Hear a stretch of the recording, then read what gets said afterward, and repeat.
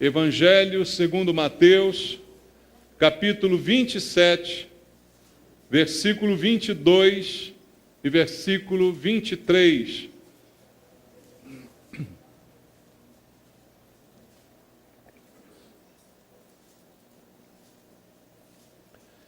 A palavra de Deus diz assim: replicou-lhes Pilatos: que farei então de Jesus chamado Cristo?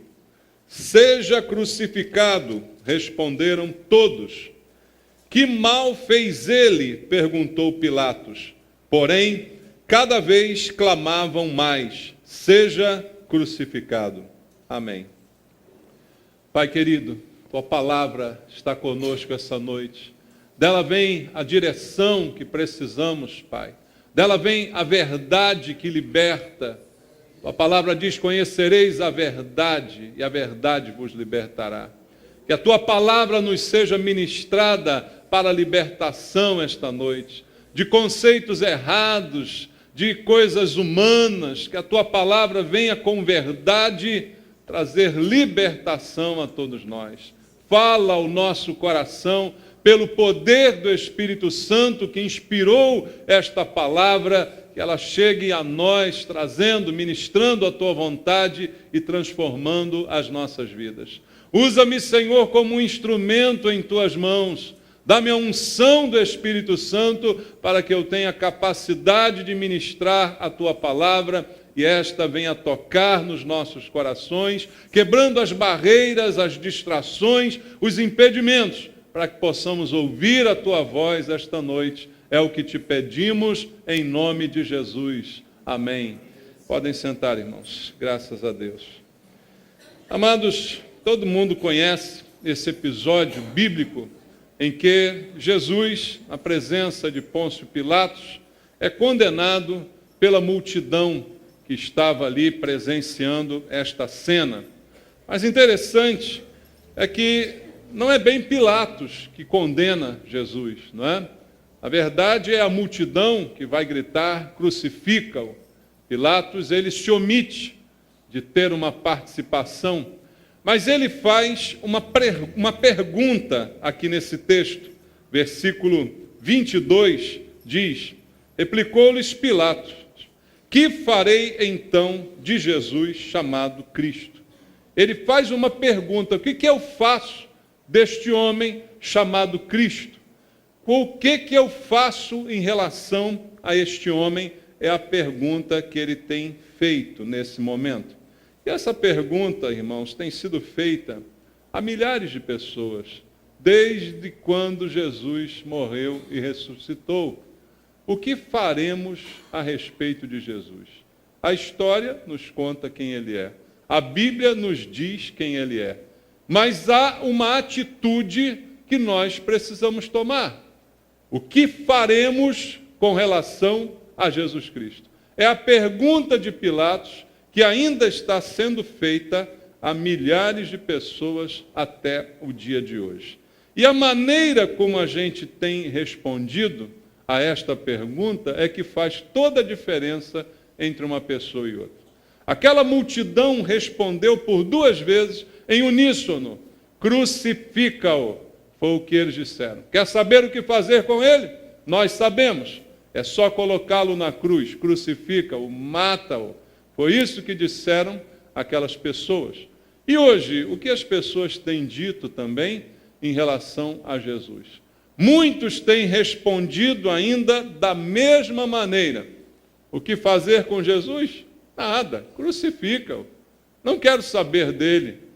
Pode entregá-lo, pode esquecer da vida dele. Então, amados, Jesus ainda está sendo crucificado por muita gente. Veja, ele é um homem conhecido, é um nome famoso, Jesus. Quem não conhece esse nome, não é? Quem não ouviu falar de Jesus? Certa vez os Beatles disseram que estavam mais conhecidos do que ele, mas se enganaram. Jesus ainda é mais conhecido até do que os Beatles. Então, conhecer Jesus não é o grande problema da humanidade, porque muita gente conhece esse homem, esse nome famoso, muita gente conhece a história de Jesus, talvez alguns com mais detalhes, outros com menos detalhes, mas estão aí os filmes, né, os teatros, as encenações, a internet, para que todo mundo que queira saber de Jesus e da sua história vai conseguir ver, vai conseguir assistir, dramatizar, tudo isso é possível hoje. Então, é difícil encontrarmos alguém que nunca tenha ouvido falar de Jesus. E algumas pessoas, quando assistem o filme de Jesus, assistem a encenação da crucificação, choram, se emocionam tremendamente, não é? Ficam arrepiadas. Muita gente passa por essa experiência. Então, não é problema de conhecimento. O problema é saber se todos esses que conhecem o nome de Jesus, conhecem realmente quem Ele é e tomam uma decisão em relação a Ele. Porque não há como eu conhecer Jesus e não tomar uma decisão em relação a Ele. Não dá para que Jesus seja apenas um conhecimento agregado ao meu intelecto. Conhecê-lo implica em decidir em relação a Ele. Pilatos o conheceu naquele momento e lançou esta pergunta: o que eu faço com este homem? O que eu faço em relação a este homem? E esta pergunta, como eu disse, continua sendo feita. Então, será que hoje as pessoas sabem quem realmente é Jesus? Ou é apenas um personagem que emociona a gente com a sua história? Se eu não o conhecer integralmente, quando eu for levado a decidir o que fazer com ele, pode ser que eu tome a decisão errada. Aquela multidão que estava diante dele e de Pilatos era composta por pessoas que já tinham tido algum tipo de relacionamento com Jesus. Não acredito que naquela multidão ninguém o conhecia. Jesus já naquele momento se tornou um personagem famoso pelos milagres, pelas palavras que dizia, pelas coisas que ousadamente afirmava. Então todos ali conheciam Jesus. Talvez alguns ali tivessem até sido abençoados por ele, de alguma maneira. De alguma forma ouviram seus sermões, suas palavras, mas na hora de decidir o que fazer com ele, a Bíblia diz que todos gritaram: crucifica-o. Pilatos ainda tenta de novo argumentar, mas eles gritavam cada vez mais alto: crucifica-o. Não queriam nem ouvir o que Pilatos tinha a dizer. Então, se nós conhecemos ou não Jesus, não é muito bem o ponto. O ponto principal é se o conhecemos como realmente Ele é, para que a minha decisão a respeito dele seja uma decisão verdadeira e diferente daquela que aquele povo tomou ao dizer simplesmente: crucifica-o. Então eu queria essa noite perguntar para você, se você realmente sabe quem é Jesus, se você realmente conhece Jesus e sabe quem Ele é. E nós vamos ler alguns versículos bíblicos que vão simplesmente dizer para nós quem é Jesus. Uma pergunta tão simples, irmãos, mas que se eu fizer a muitas pessoas, muitas dirão coisas completamente distintas a respeito disso. Até talvez dentro da igreja, e o que é mais alarmante. Se eu for na rua perguntar quem é Jesus, muitas coisas eu vou ouvir. Dificilmente eu vou ouvir que uma pessoa diga para mim assim: eu nunca ouvi falar nesse homem, Jesus, nunca escutei esse nome. Ninguém vai me dizer isso. Mas a cada um que eu perguntar quem é Jesus, vão dizer coisas diferentes. Alguns vão dizer: foi um profeta, foi um avatar de uma nova era. Vai ter gente que vai dizer isso, sabia disso? Alguns vão dizer que foi um homem bom, foi uma pessoa boa, foi um homem que ensinou coisas boas. Cada um vai dizer uma coisa a respeito de Jesus. Mas será que realmente sabem quem é Jesus? Então eu queria olhar para a Bíblia com você essa noite, para que ela nos fale quem é Jesus. Porque é ela que vai nos revelar quem é Jesus. Então vamos ouvir a palavra de Deus em Mateus 17, versículo 5. Algumas coisas começam a ser ditas sobre ele. Mateus 17, verso 5 diz assim: falava ele ainda, quando uma nuvem luminosa os envolveu. E eis vindo da nuvem uma voz que dizia: este é meu filho amado, em quem me comprazo, a ele ouvi. Então a visão de que ele é apenas um homem bom já está desfeita por este acontecimento. Algo sobrenatural aconteceu. Jesus estava com 2 de seus discípulos quando uma nuvem os envolveu e uma voz foi ouvida do meio daquela nuvem, dizendo e fazendo esta afirmação: este é meu filho amado, escutem o que ele tem a dizer, a ele ouvir. Se eu considerar que ele é apenas um homem bom, não quer dizer que eu tenho que ouvi-lo, não quer dizer que eu tenho que obedecê-lo, não quer dizer nada disso. Não quer dizer que eu entendo que ele é o Filho de Deus, que isso foi dito pelo próprio Deus. Então o que a Bíblia começa a me dizer é que ele é o Filho de Deus e que eu devo ouvi-lo, devo dar atenção a ele. Será que aquela multidão sabia disto? Será que aquela multidão que gritou crucifica-o tinha conhecimento deste evento narrado nas Escrituras? Quem é Jesus? Ele é o Filho de Deus. Lucas capítulo 2, vamos ler? Versículo 10 e versículo 11. Lucas, capítulo número 2, verso 10 e verso 11, diz a Bíblia assim: o anjo, porém, lhes disse: não temais, eis aqui vos trago boa nova de grande alegria, que o será para todo o povo. É que hoje vos nasceu, na cidade de Davi, quem nasceu? O Salvador, que é Cristo o Senhor, Cristo ungido. Nasceu hoje o Salvador. Jesus é o Filho de Deus, temos que ouvir a Ele, Ele é o Salvador, o ungido, o Senhor, diz a palavra de Deus a respeito dele. Atos capítulo 2, versículo 36. Vamos continuar conhecendo a Jesus pelas próprias palavras da Bíblia.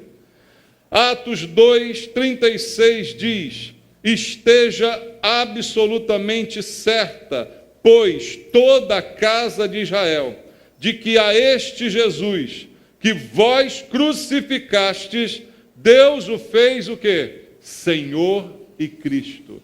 Ele é Senhor, é Cristo, é o Filho de Deus, é o ungido de Deus, temos que ouvi-lo. É isso que a Bíblia diz sobre ele. No entanto, a multidão gritou: crucifica-o. Mas o que diz a Bíblia? Saiba toda a casa de Israel que vocês crucificaram o Senhor e Cristo. É isto que a Bíblia afirma sobre ele.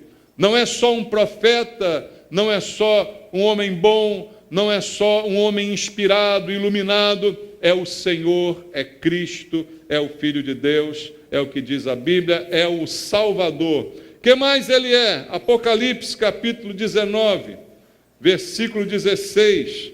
Veja, eu estou só lendo a Bíblia com você, eu não estou emitindo a minha opinião. Apocalipse 19, verso 16 diz: tem no seu manto e na sua coxa um nome inscrito. Que nome é este? Rei dos reis e Senhor dos senhores. É isto que a palavra de Deus fala a respeito de Jesus. E o que mais? Atos capítulo 17, agora de forma mais contundente. Olha o que está dizendo a Bíblia Sagrada. Atos 17, versículo 30 e versículo 31. Ora, não levou Deus em conta os tempos da ignorância.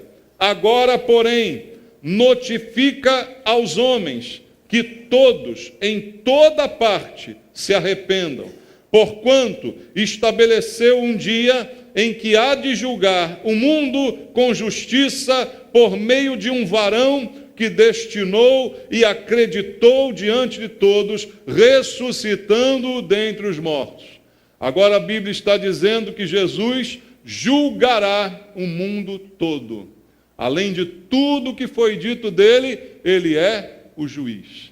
Imagina você, se você está naquela multidão que gritou crucifica-o, mal sabe você que você está falando contra aquele que um dia irá te julgar.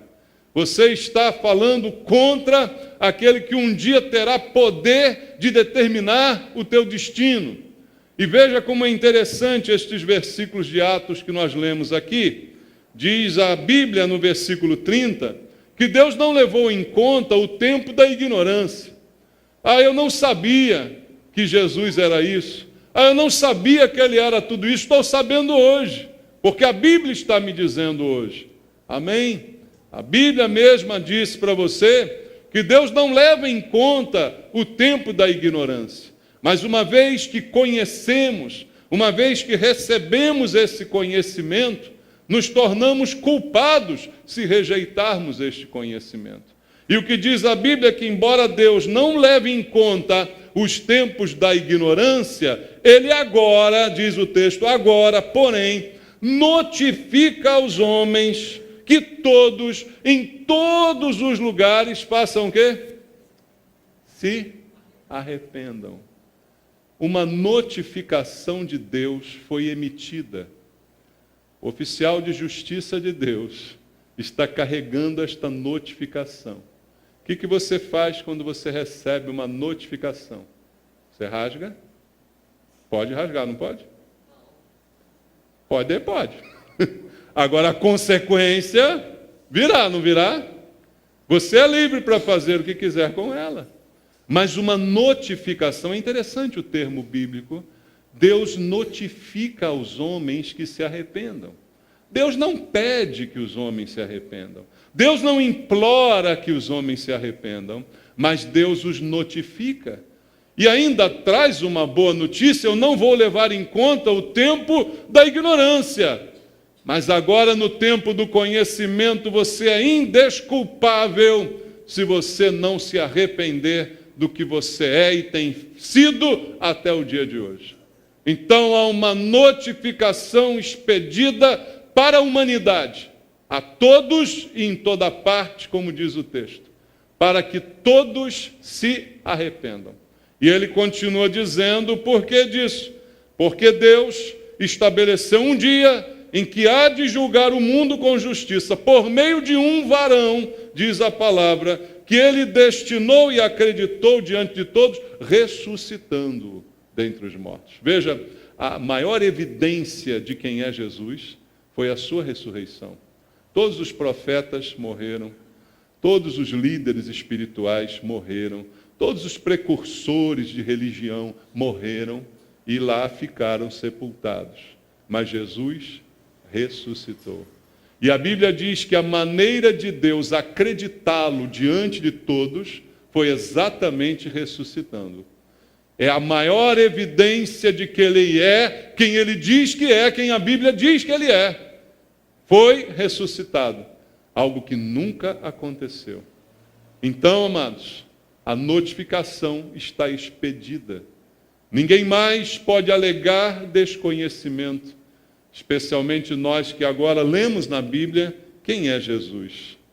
Jesus é esse que a Bíblia mostrou. E o que eu posso esperar dele? O que ele tem para me oferecer? Porque esta é outra pergunta que normalmente as pessoas fazem. O que eu ganho com isso? Jesus é isso tudo, mas o que eu ganho? Na verdade, a gente não devia nem pensar no que a gente ganha, porque a gente já está devendo, né, irmão? A gente já está em dívida. Os tempos da ignorância foram esquecidos, mas o conhecimento revela quem nós somos. Então, ao saber quem eu sou, eu sinto a necessidade de me arrepender. Ao olhar para mim mesmo, eu sinto a necessidade de tomar uma atitude. Mas ainda assim, alguns perguntam o que vou ganhar com isso. Mas esse Jesus que é Senhor, que é Cristo, que é Deus, que é Senhor e Rei dos Reis, Ele também tem muito para nos oferecer. Talvez não o que as pessoas esperam, mas certamente é o que Ele tem para me oferecer. Atos ainda, capítulo 10, um pouquinho antes do texto que estávamos, Atos capítulo 10, versículo 42 e versículo 43, dizem assim: e nos mandou pregar ao povo e testificar que Ele é quem foi constituído por Deus, o quê? Juiz de vivos e de mortos. Dele, todos os profetas dão testemunho de que, por meio de seu nome, todo aquele que nele crê, recebe o quê? Remissão de pecados. Olha o que ele tem para te oferecer: remissão de pecados. Quem é que pode remir os teus pecados? Ou seja, quitar a sua dívida completamente? Jesus. É o único que pode remir. Deus notifica que eu me arrependa. Mas o fato de eu me arrepender não torna Deus obrigado a aceitar o meu arrependimento. Entenda? Eu errei contra Deus, eu pequei contra Deus, eu ignorei Deus, eu desdenhei de Deus, e o fato de eu simplesmente reconhecer isso e me arrepender não obriga Deus a me perdoar. Mas através de Jesus, que satisfez a ira de Deus, Ele estende esse perdão a nós. Então, através dele, a Bíblia diz que nós recebemos a remissão dos pecados. O arrependimento é apenas a constatação da dívida, o reconhecimento dela, mas a dívida ainda existe. Mas a remissão, irmãos, é o apagar dessa dívida.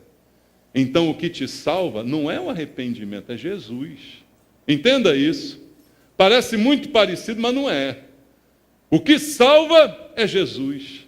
É Ele que vai remir a dívida. O arrependimento faz com que eu confesse que eu sou devedor. Faz com que eu assuma a dívida.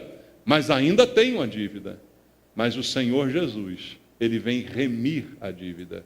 Veja que maravilha. O que mais Ele me oferece? Romanos capítulo 5, vamos ler. Versículo 1 e versículo número 2. Algo tão maravilhoso é oferecido por Jesus aqui. Versículo 1 e 2 de capítulo 5 de Romanos diz: justificados, pois, mediante a fé, temos o que, irmãos? Paz com Deus, por meio de quem? Nosso Senhor Jesus Cristo, por intermédio de quem obtivemos igualmente acesso pela fé a esta graça, na qual estamos firmes e gloriamo-nos na esperança da glória de Deus. Olha a segunda coisa que Jesus consegue para nós. Além da remissão dos pecados, Ele agora nos dá paz com Deus. Por que que isso acontece? Uma coisa é consequência da outra. Quando você está devendo alguém, você não tem paz com essa pessoa, tem? Você foge dela, né? Você atravessa a calçada quando ela passa, você não atende o telefone dela, você tem vergonha de encontrar com ela. A dívida faz a gente assim. Diz o ditado que quem não deve, não teme, mas quem deve tem medo, né, irmão? O contrário é verdadeiro. Então, a dívida que temos nos faz devedores, nos faz medrosos, tira a nossa paz, tira porque sabemos que temos uma dívida que pesa sobre nós, mas ao Jesus nos remir os pecados, saldar a dívida, a consequência disto é que recebemos paz com Deus. Veja, a Bíblia diz: justificados, pois, mediante a fé, temos paz com Deus. Ele nos justifica, Ele traz para nós a qualificação de justo, embora eu não a tenha nem a mereça, porque eu era devedor. Você vai chamar de justo algum devedor? Você vai chamar de correta uma pessoa que está devendo? E muito? Então eu não era justo, mas dele recebi justificação. E juntamente com isso agora tenho paz com Deus, tenho reconciliação. Posso me aproximar de novo daquele a quem devia, porque minha dívida foi paga, foi perdoada. Posso encontrá-lo na rua, posso abraçá-lo, posso caminhar junto com ele, posso viver de maneira tranquila, porque fui justificado, me tornei justo aos olhos daquele a quem devia, e agora tenho paz. Quer coisa melhor que Jesus pode nos dar, irmãos? É isso que Jesus pode dar. Se você ficar perguntando, o que eu vou levar nisso, você vai levar tudo. Se você não disser mais, crucifica-o, mas se render a Ele como deve fazer, você receberá a remissão dos seus pecados, a quitação da sua dívida e a paz que tanto você deseja com Deus. E o que mais que Ele tem para dar? João capítulo 3, versículo 36, vamos ler na palavra de Deus. João capítulo 3, verso 36, diz assim: por isso, quem crê no Filho tem o que, irmãos? Tem a vida eterna. O que todavia se mantém rebelde contra o Filho não verá a vida, mas sobre ele permanece a ira de Deus. Esse versículo nos ensina que Jesus tem para nos dar a vida eterna. Mas se eu não recebo como meu Senhor, se eu não me submeto a Ele, a Bíblia diz que sobre mim permanece a ira de Deus. Ou seja, qual o estado daquele que não está com Jesus? Está debaixo da ira de Deus. Nascemos, já chegamos ao mundo debaixo da ira de Deus. Se eu não me rendo a Cristo, o que o versículo diz é que sobre mim nada demais vai acontecer. Só vai permanecer o meu estado anterior. Ou seja, a Bíblia diz que todos estão condenados, porque todos pecaram.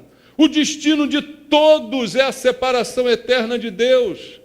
O destino de toda a humanidade é viver eternamente longe de Deus, debaixo da sua ira, sem possibilidade de chegar perto dele, de ter paz com ele. Mas Jesus não somente me salva, como me dá a vida eterna. E então eu não mais permaneço na ira, mas se eu recuso, se eu grito, crucifica-o, sobre mim apenas permanece. Veja, Deus não vai ser mais irado. Deus não foi mais irado com aquele povo que gritou crucifica-o, não, irmãos. Eles já estavam debaixo da ira. Às vezes as pessoas pensam, não, Deus castigou os judeus porque eles gritaram crucifica. Não, irmão, sobre eles permanece a ira. A ira simplesmente permanece sobre quem não toma uma decisão de se render, de se entregar. Simplesmente permanece a ira de Deus sobre essa pessoa, mas Deus tem isso para nos dar. O que mais Ele tem para nos dar? Ainda em João capítulo 1, versículo 12. Olha outro esclarecimento lindo que a Bíblia traz para nós. João 1,12. Mas a todos quantos o receberam, deu-lhes o poder de serem feitos. Feitos o quê? Filhos de Deus, a saber, aos que creem no seu nome. O que eu recebo, além de tudo que já foi dito, eu recebo a filiação. Eu me torno filho de Deus. Eu sou adotado por Deus em amor. Isto responde a tantos que dizem conhecer Jesus, mas não o conhecem como a Bíblia diz que Ele é, e como nós lemos aqui. Quem é Jesus? Um cara legal, um mestre do amor, alguém que tem tanta coisa boa para me ensinar. Nada disso resolve o problema. Nada disso coloca Jesus na posição que realmente Ele merece. E o que a Bíblia diz também é que eu e ninguém, toda a humanidade, não é filha de Deus, irmãos. As pessoas repetem constantemente, eu sou filho de Deus, mas não é. Ninguém é filho de Deus, todos nós somos criaturas de Deus. O fato de Deus ter nos criado não nos torna seus filhos. Ele apenas nos formou e criou. A Bíblia fala do Filho de Deus, o unigênito que lemos aqui no início. Este é meu Filho amado em quem tenho prazer, a Ele ouvi. É único, não há outro Filho. Deus só tem este. Mas nós, criaturas de Deus, nos tornamos seus filhos. Quando? Mas a todos quantos o receberam, deu-lhes o poder de se tornarem filhos de Deus, de serem feitos filhos. Então a outra coisa que Jesus faz por nós é nos tornar filhos de Deus. Receber agora uma filiação, participar agora de uma família, a família de Deus. Quer mais vantagem do que isso, irmãos? Não há vantagens maior do que essa. Mas a pergunta feita por Pilatos continua sendo feita. Diante de tudo isso que você ouviu agora, o que fazer com Jesus? Qual a atitude que eu preciso tomar? Pilatos está perguntando, o que fazer deste Jesus chamado Cristo? O que fazer com este homem, agora que ouvimos todas estas coisas? Todos nós temos as mesmas possibilidades. Aquela multidão, no exercício da sua livre vontade, gritou em uníssono, crucifica-o. Fizeram isso? Sim, fizeram. Hoje, muitas pessoas escutam falar sobre Jesus, mas na hora de decidir sobre ele, gritam a mesma coisa. Crucifica-o. Talvez não digam com estas palavras, mas simplesmente não se rendem a ele, o que significa a mesma coisa. Se eu não me rendo a ele, eu o estou crucificando novamente. O que a Bíblia diz que eu preciso fazer a respeito de Jesus? Vamos ler em João, capítulo 13, versículo número 20. Evangelho de João, capítulo 13, verso número 20. A palavra de Deus diz assim: em verdade vos digo, quem recebe aquele que eu enviar, a mim me recebe. E quem me recebe, recebe aquele que me enviou. Então, uma opção eu tenho, eu posso recebê-lo. O que fazer com Jesus? Crucificá-lo ou recebê-lo? Recebê-lo em que tipo de qualidade? Vamos ler ainda João 12, 48. João 12, 48, um pouco antes, diz assim: quem me rejeita e não recebe as minhas palavras, tem quem o julgue, a própria palavra que tenho proferido. Essa o julgará no último dia. Duas opções me deu a Bíblia: recebê-lo ou recusá-lo. O que fazer com Jesus? Você decide. A decisão é sua. Você pode recebê-lo, e ao recebê-lo, recebe aquele que o enviou, o Pai, ou você pode recusá-lo. Mas a Bíblia diz que neste caso você tem quem te julgue, a própria palavra que ele tem proferido. Lembrando que ele mesmo será o juiz. E com base em que ele te julgará? Na própria palavra que foi proferida. O julgamento é sempre de acordo com a lei. A lei que baseia este julgamento é a própria palavra. Se você recusá-lo, a própria palavra te condenará. Mas você pode recebê-lo. Veja que a Bíblia nos deixa absolutamente livres para a decisão. Aquelas pessoas que gritaram crucifica-o, não foram forçadas a fazer isso. Não foram influenciadas a fazer isso. Elas decidiram fazer isso. E assim fizeram. Ninguém é forçado a entregar-se a Jesus. Ninguém é forçado a recebê-lo. Ninguém é nem influenciado a recebê-lo. É uma decisão de cada um.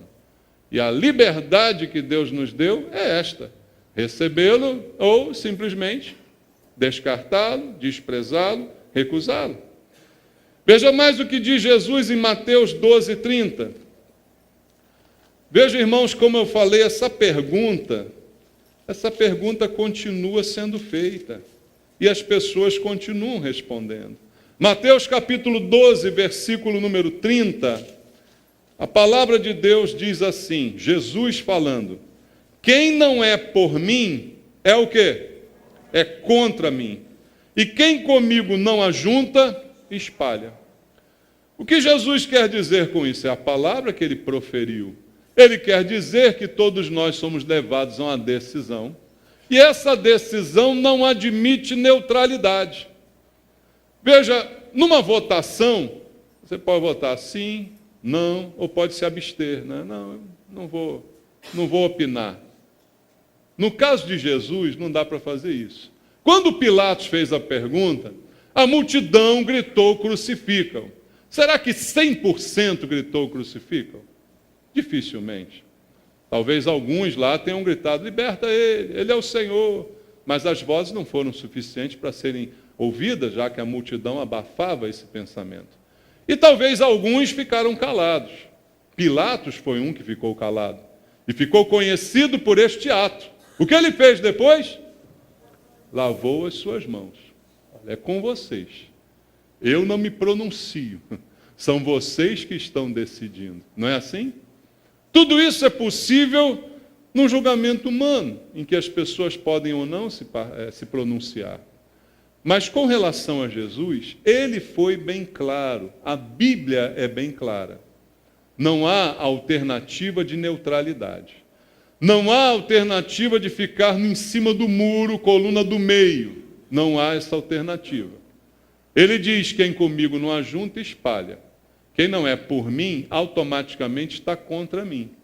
Não, eu não me pronunciei a favor de Jesus. Então, automaticamente, eu estou contra ele. Eu não disse sim a Jesus, mas também não disse não. Mas, segundo Jesus está dizendo, automaticamente, ao não dizer sim, você já disse não. Você já se colocou contrário a ele. Ao não se manifestar por ele, você já se posicionou contra ele. Ao não ajuntar com ele, você já espalhou com ele. É ele que colocou isso. Eu só estou lendo para você.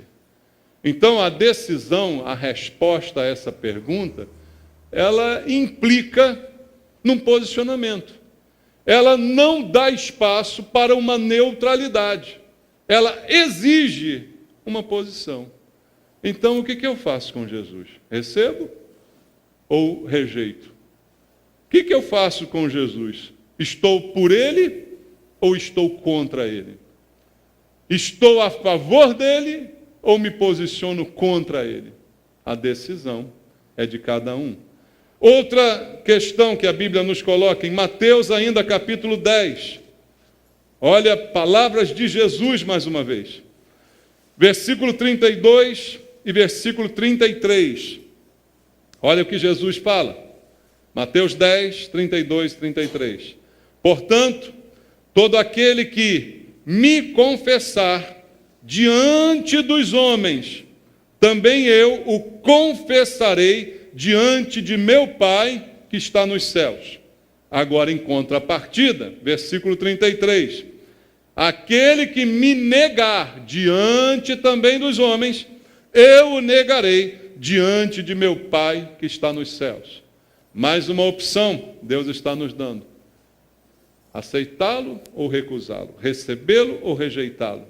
Ser com ele ou ser contra ele? E agora ele diz, confessá-lo ou negá-lo?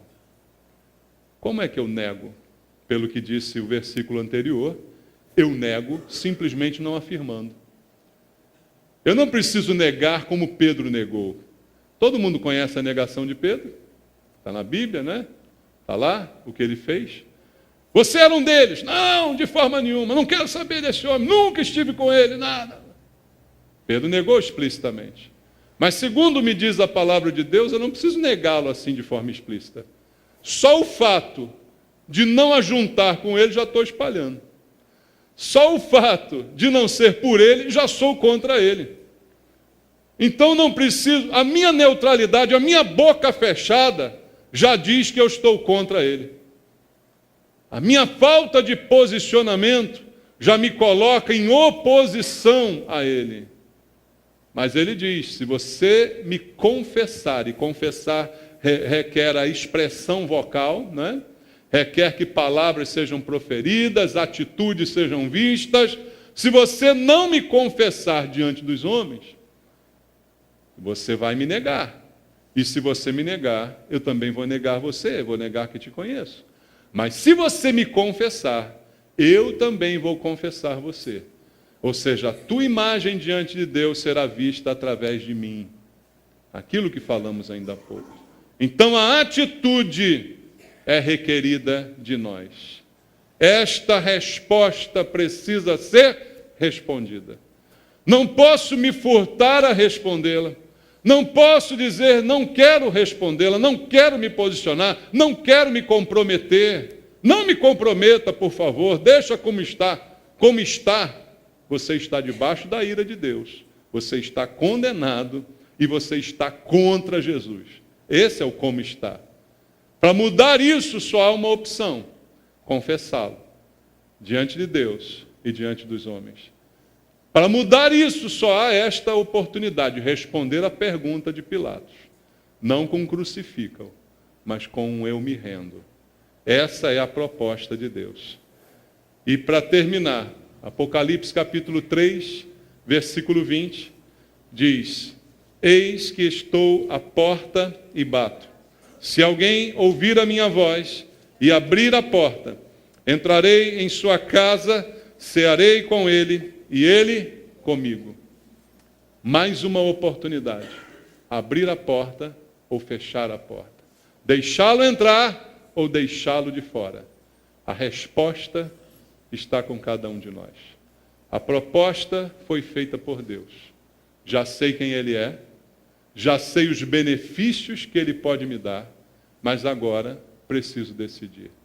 Mas agora preciso me posicionar. Esse posicionamento ninguém pode tomar por mim. Ninguém pode fazê-lo em meu lugar.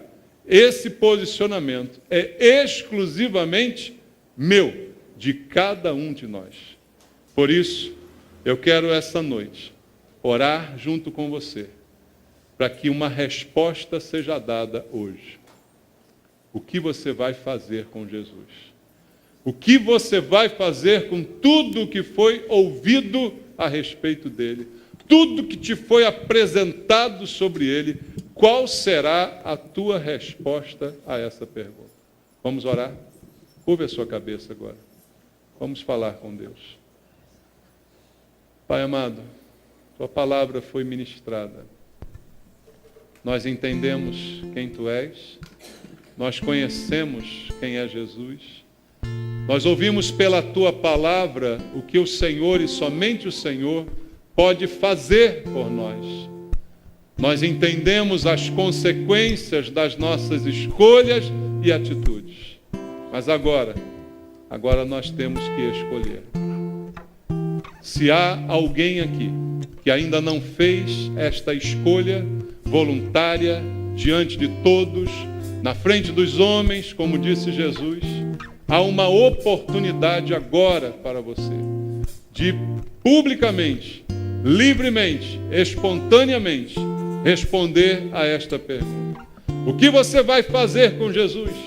O que você vai fazer com tudo que você ouviu sobre ele? A decisão é sua. Se há alguém aqui que quer render-se a Cristo essa noite, levante a mão onde você está, para que nós possamos fazer juntos uma oração.